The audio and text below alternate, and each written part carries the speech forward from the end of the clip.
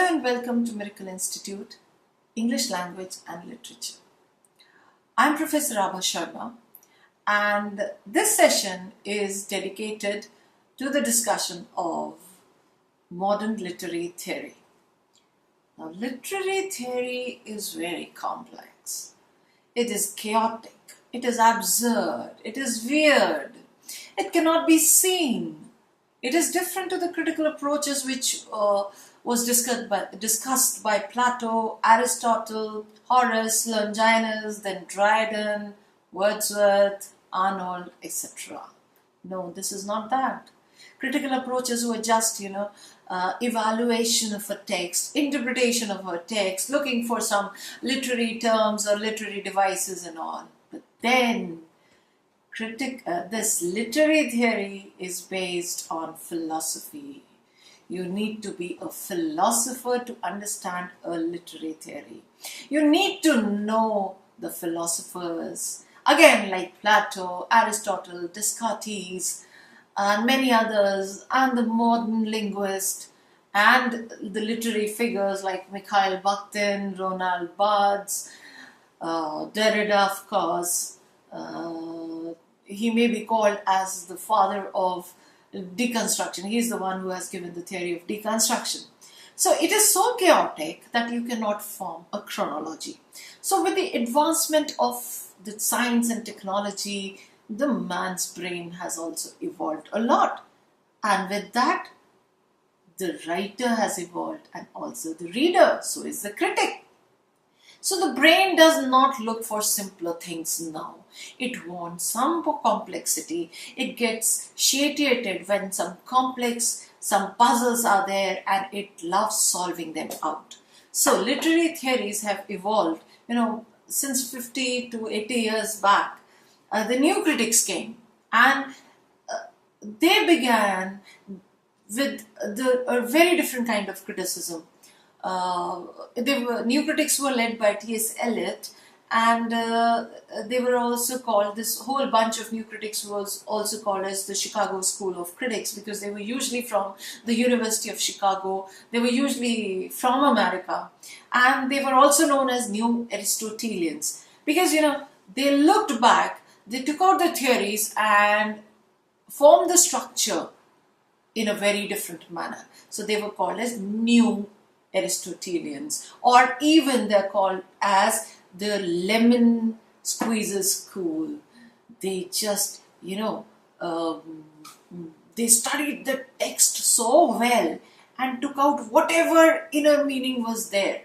So the new critics do not depend on any external entities governing a text, like biography or social structure or the psychology of the author. No, they say that the text is autonomous.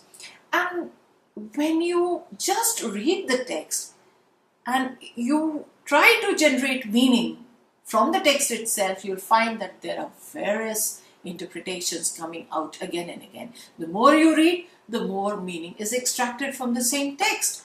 So, the new critics, they say that when evaluating a text or when reading a text, one should free themselves from the intentional fallacy. What is intentional fallacy? The fallacy where a reader tries to look for the intention of the author. No, you don't need to look at, because you may get the wrong intention.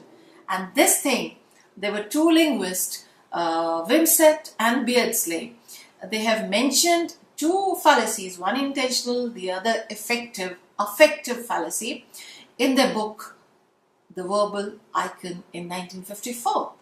So they say this is totally regardless the intentional fallacy. And what is affective fallacy? Affective fallacy is that what the poem wants to do and what it does. The result is different than what was expected from a poem. I will be saying poem, many people call it poem, but then I'm used to poems, so never mind. This is the Indian way of pronouncing something. Okay, so affective as well as intentional fallacies, they are totally regardless. They are not necessary, or they are not considered while studying literary theory. Now, as I said, that the author has evolved. So what he does to make a text complex, he leaves some blank points for the reader to recognize, and the reader finds it very interesting to look at those missing links. And you know what? The reader now is expected to find the central unity of the text. He needs to know, he needs to come up with the different points contributing to the unity, the central unity. The new critics or the literary theory, they disregard impressionism or relativism. You know what? A reader doesn't have to come out with the meaning with the help of the impressions he already has in his brains. No, that is wrong, because his impressions may differ with the impressions of the others. So sometimes what happened, the comedy generates out of affective fallacy. It happens with the filmmakers also. When they try to make a comedy, people cry. They don't understand what to laugh at. And when they make tragedies, no, I said, when they make tragedies, people laugh. When they make horror, you don't feel afraid. So there are lots of lapses. So in the understanding and also of the making. So the literary theory has gone deeper. It gives you the deeper meaning. It has left the surface already. Surface is for the general people who do not want to use their brain. But the deeper is delved more with the brainy people. That's why there is a kind of a snobbery related to literary theory. If you go too much into it, then the effects are very, very dangerous. So never mind. We have started doing our discussion on this.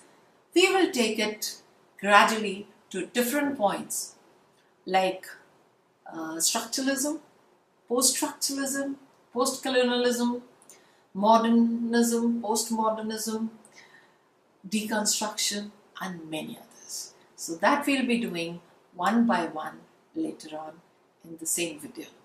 Thank you so much. Wait for the next one. It will be soon here. Take care. Bye-bye.